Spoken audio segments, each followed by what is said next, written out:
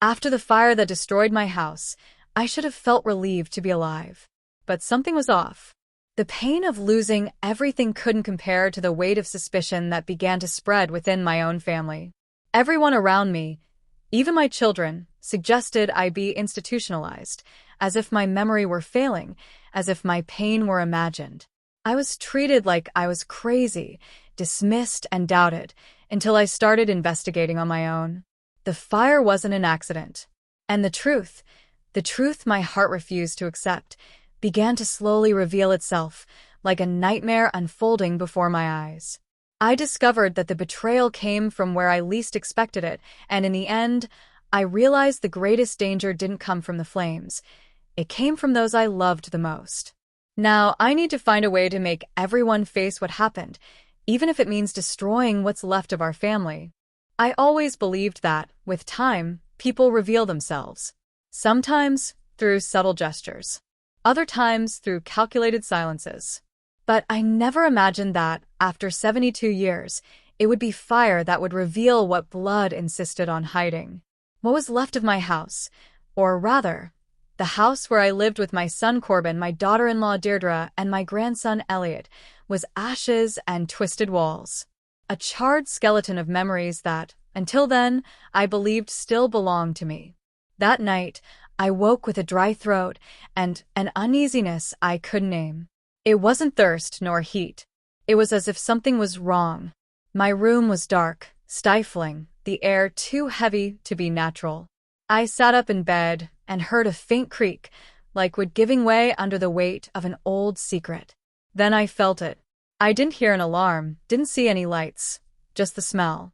That suffocating, acidic smell no old woman ever forgets. Smoke. I got up quickly, dizzy. I went to the door, but it wouldn't open. I threw my weight against it and turned the handle again. Nothing. It was locked from the outside. I shouted Corbin's name, then Deirdre's, but my voice was lost in the growing roar of flames I could now clearly hear coming from the kitchen. I grabbed my cane and banged on the door, but only managed to knock down the metal ornament hanging from it. That's when I remembered the window. I stumbled to it, yanked the curtains aside. The glass was already fogging with the smoke seeping in through invisible cracks. I forced the window open and slipped outside, falling to my knees on the side yard. My left arm was scratched, my knees bleeding, but I was alive. Smoke was escaping through the cracks of the house, as if it were trying to exhale its final memory. I stayed there for a few seconds, trembling, as the heat behind me grew. Only after several minutes did I see the streetlights turn on, voices gathering, and cries for help echoing like church bells at a funeral. Strangely, Corbin and Deirdre weren't home. They later said they'd gone out to dinner with clients, without telling me. Elliot, my grandson, was at a friend's house, as he usually is on Fridays. No one else but me was in that burning house. No one else but me could have died. At the hospital, I was treated like a confused elderly woman. The nurse gave me too many sedatives, and Corbin held my hand with a false tenderness that made me nauseous. "It was a candle, Mom. You probably forgot to blow it out," he said, like someone reciting a rehearsed line. Deirdre just nodded with that fake understanding look she uses when speaking to people she considers beneath her. But I knew what I had seen. I remembered blowing out every candle in my room before bed. I remembered turning off the stove, checking the back door, like I've done every night for years. And more than that, I remembered the feeling of being watched in the weeks before. The whispers at midnight, the quiet footsteps in the hallway when I pretended to be asleep. And most of all, the door to my room never locked on its own. In the days that followed, I recovered quickly, to the disappointment of some, I think. I stayed with them, under the same roof where every glance was loaded with pity and suspicion. Deirdre suggested I move into a care facility. "It'll be good for you, Marlene, some time to reconnect with yourself." She said it while cleaning her phone's keyboard with hand sanitizer, as if my words were contagious. Corbin tried to be more subtle. "You've been through trauma, Mom. We're just worried about your mental health." Mental health. That was the trendy phrase they used to silence my memory. But Elliot, oh, Elliot. He didn't say much, but his eyes said what no one else dared to. One day, While serving me tea, he murmured almost without meaning to, "Your bedroom door never makes a sound." But that night, I heard it close. "You heard it?" I asked, my heart racing. He nodded. "But my dad told me not to mention it. Said it was better to forget." In that moment, I realized I wasn't the only one who suspected that the truth, even wrapped in smoke, could still be reached. Corbin called the insurance company a week after the fire. I saw him on the phone, his tone full of excitement that didn't match grief. Deirdre started browsing property catalogs to start over. Nothing seemed to weigh on them. Nothing seemed lost, except me. Alone in the guest room where I now slept, I started writing everything down. Times, stray phrases, behaviors. I went to the bathroom with a phone hidden in my robe pocket and discreetly searched for the contact of an independent residential fire investigator. My instincts told me that if I wanted to know what really happened that night, I would have to find out myself. And it was there, amid the lingering smell of smoke in my clothes and the forced smiles over breakfast, that I made my decision. If the fire tried to silence me, now it would be my witness. Never trust smiles that last longer than sorrow. After the fire, I realized that Corbin and Deirdre's smiles never faded, not even for a second. While I still woke up drenched in sweat, screaming from the smell of smoke that my mind insisted on recreating, they smiled. They smiled too much. As if, with the house reduced to ashes, something inside them had finally calmed. In the first week, everything was far too quiet. Not the comforting silence of a sleeping house, where life rests, but the kind of silence that hides behind walls. That walks in socks, whispers behind doors, and vanishes when you turn your head. I was far too old to think it was just my imagination. At this stage in life, either you've learned to read between the lines, or the world swallows you whole. While they served me bland toast and pretended to care, I started my own investigation. Disguised as a fragile grandmother, a woman who didn't understand technology, I observed. And I took notes. Always in a small black notebook, hidden inside the cover of a recipe book for my youth. No one cared about recipes made with real butter anymore. I started with the obvious, the insurance. Corbin claimed the house was in his name, which was technically true, ever since his father died, and I decided to make things easier. He convinced me at the time that everything would be safe with him, that I'd never need to worry. And I didn't. Until now. Now, the fire insurance policy had become a living inheritance, reeking of gasoline. I dialed the number of the independent fire investigator I had found. His name was Dean Calder, a man with a low, deliberate voice, as if he chewed every word before speaking it.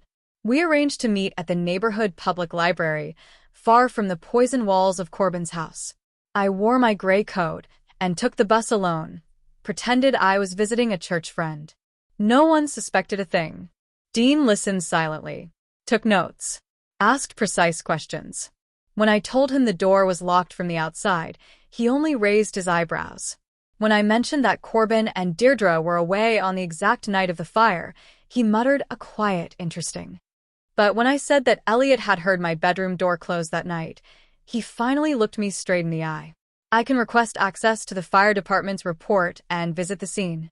Even in ruins, fire leaves traces if you know where to look. I thanked him with a firmer handshake than I expected to give. My fingers were cold, but something new had settled into them. Resolve. I returned home with the weight of the world on my shoulders. Deirdre was waiting for me with a glass of orange juice that had already lost its ice. "So, Marlene, was your friend home?" she asked, not even bothering to hide the mockery in her tone. "She was," I replied. "We talked about fire. She knows a lot about it." She froze for half a second, but quickly regained her smile. That night, I overheard a conversation behind their bedroom door. I stood there barefoot, heart pounding like I was a teenager again. Corbin's voice was muffled, but clear enough. "She's starting to remember. She'll forget again," Deirdre replied. "And if she doesn't, we'll handle it." I returned to my room with small steps and shallow breaths. That phrase, "we'll handle it," echoed through me like a siren. The next morning, I hid all my medications. I left the bottle on the nightstand, but replaced the capsules with flour. I wanted to know if someone was trying to make me more drowsy or forgetful. 2 days later, I woke up with a tray on my lap and a plastic smile in front of me. I made you herbal tea. Slept better last night, didn't you? I pretended I had. But that night, I hadn't slept for even a minute. I had been watching the shadow under the door, drifting back and forth like a silent tide. And that's when I knew they were waiting for me to break. What they didn't know was that sometimes you have to break something open to see what was hidden inside. Dean called me a week later. He said the fire report had too many gaps. The official document listed the origin of the fire as undetermined, but he found more. The initial combustion started in the laundry closet, where flammable materials had been poorly and intentionally placed. More than that, he brought photos. My bedroom door had marks on the inside, as if something had been used to prevent it from opening. An improvised external lock. None of this had been mentioned in the original report. And then came the question that hurt more than anything. Do you trust your son, Marlene? I took a while to answer. I thought of little Corbin, holding my hand at his father's funeral. I thought of the shy boy who couldn't kill a bug, and the man who grew up too fast, always trying to prove he was strong, that he deserved more than he had inherited. No, I finally answered. But I trust my grandson. It was Elliot I needed to count on now. He was the link no one was watching. And maybe, just maybe, he was the key to dismantling this castle of ashes. That night, I left a folded note inside his favorite book, * Moby Dick. * just 3 lines. You heard the door. I know what your father did. If you want to help me, come to the attic. Tonight. Midnight. I waited, sitting in the armchair beside the boxes. And when the clock struck 12:10, he appeared, hesitant, eyes misty, breath short. I closed the door behind him. The game had begun, and now, with my grandson by my side, I had no intention of losing. They say the truth sets you free. What no one mentions is that before it does, it peels off your skin, turns you inside out, and rubs salt into your open wounds. The truth doesn't arrive like a gentle breeze. It crashes in like a storm and forces you to look straight at who you created, and who you ignored you were becoming. After that night in the attic, Elliot walked like someone carrying a secret bigger than himself. He was only 15, but his eyes no longer matched the youthfulness of his face. I sat with him for hours, while he tried to organize what he had seen and what he feared to say. I heard it, Grandma. I heard Dad's voice on the other side of the door the day of the fire. He whispered something to Mom, and then the sound of the lock. Are you sure? I asked, without raising my voice. My hand trembled on the armrest of the chair. He nodded. I wanted to believe I was dreaming, but I know what I heard. And when the police came to ask questions, my dad looked at me in a strange way, like he was saying with his eyes, if you tell, your life ends here. I didn't cry. I couldn't. He was the one who needed my strength now. You were very brave to tell me this, Elliot. I'm with you, but we need more. Because words can be erased. Evidence can't. That's how we began. A silent plan, like sewing a sheet in the middle of the night, stitch by stitch, without haste. Elliot started recording conversations on a hidden phone. I, on my part, called Dean Calder again. I asked him to return to the house and conduct a deeper sweep, this time with access to the shed in the back, the same one where Corbin kept tools, paint cans, and everything that didn't fit in the garage. While Dean did his work, the two of us, my grandson and I, performed. During the day, I faked confusion, forgot names on purpose, dropped cups, stumbled over my own words. All so Corbin and Deirdre would lower their guard. It worked. They laughed behind my back, gradually planned to have me institutionalized. It'll be better for her, they said. And for us, they added under their breath. In the 3rd week, Elliot came into my room with wide eyes. Grandma, look at this. It was a screenshot, a message from his father's phone, accidentally synced with the old tablet Elliot still used to play games. The message was archived in a backup. It read, "Are you sure the product won't leave traces? She might remember." And the reply from Deirdre, She barely remembers where she put her socks. Just stick to the story. The insurance will come through soon. My heart went cold, but something deep inside me held firm. A side I hadn't heard from in a long time. The woman who survived widowhood at 40. Who raised a son alone. Who sold cakes to pay for college. She was back. And she had a score to settle. The next morning, everything changed. The investigator called and said, "Marlene, I found something." Inside a toolbox, there were traces of a chemical accelerant, a kind of flammable liquid that shouldn't have been there. More than that, I found the original container, hidden under loose floorboards in the shed. "Any fingerprints?" I asked, my voice lower than a whisper. Yes. "And one of them belongs to your son." I pressed the phone to my chest, took a deep breath. I didn't cry. Not this time. That's when I decided. This couldn't end in silence. It wouldn't be just another one of those cases where the old woman loses her sanity and the children inherit everything in peace. They were going to hear. All of them. I asked Elliot to help me with a plan. And he, still scared, agreed.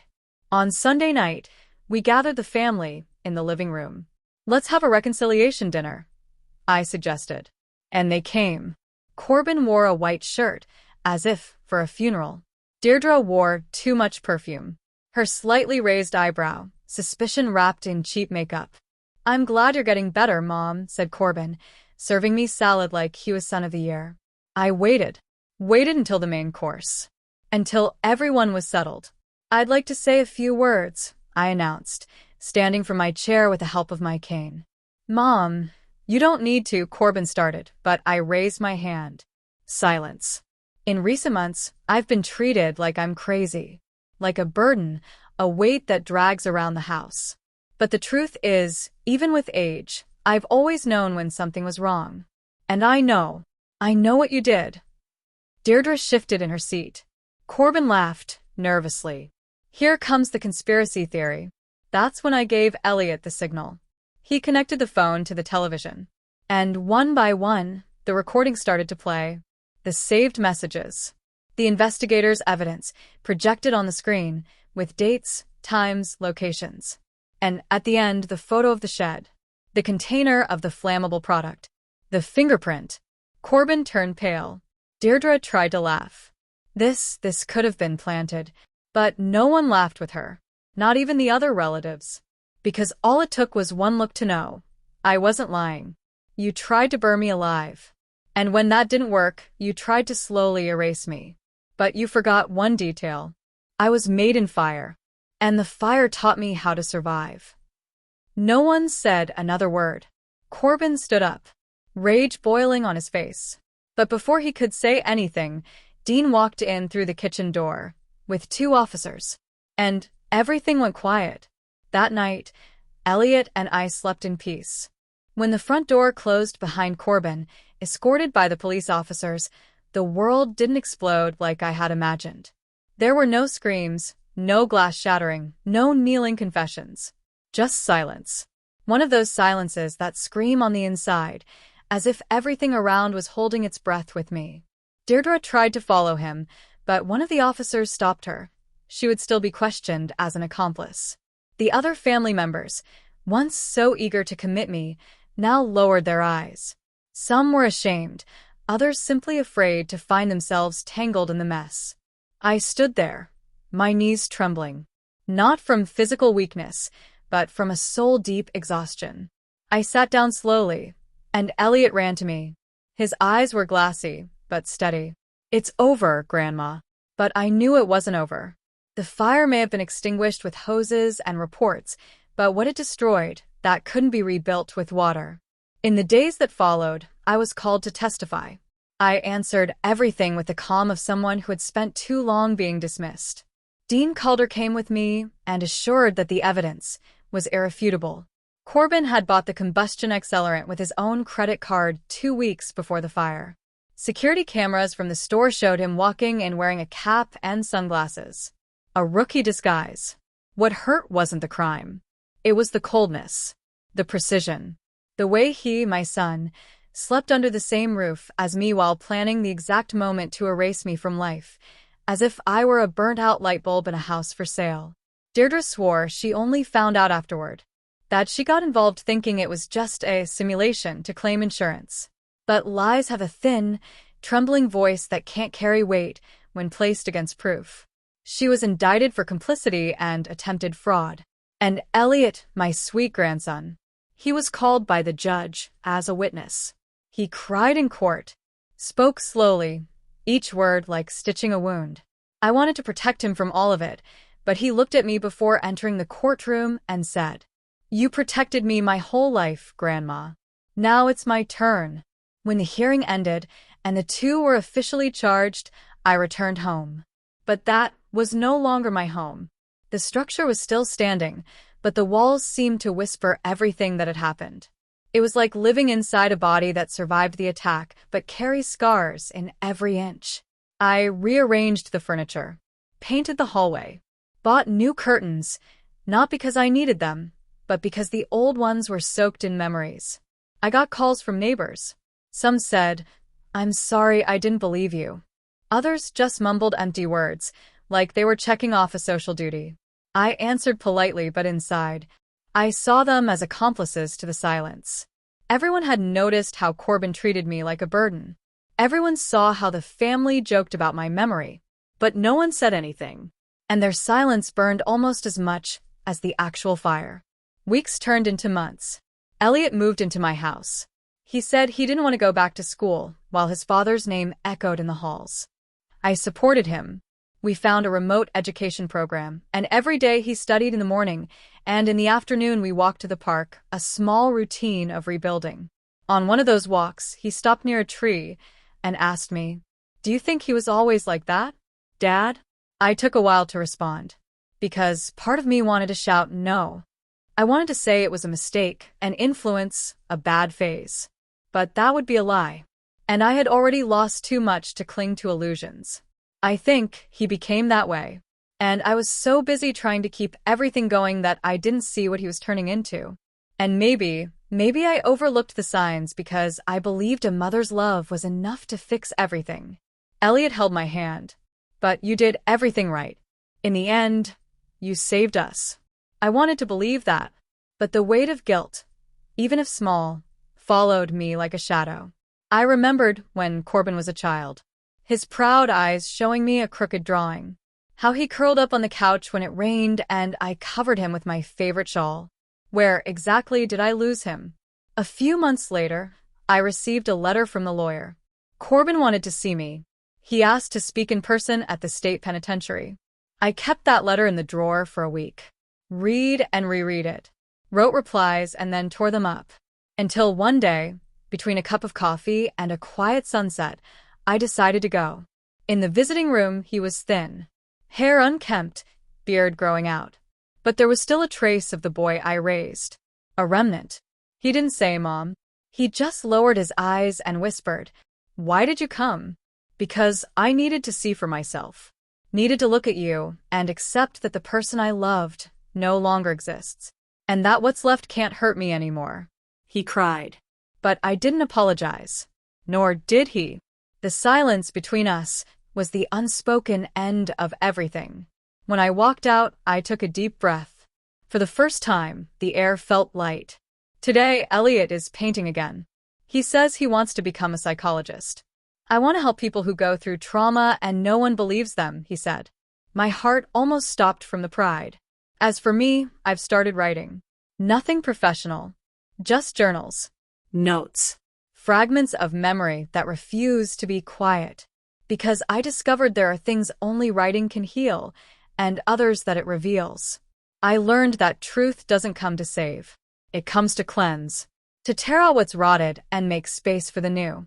And in the empty space the fire left behind, I'm learning to plant again.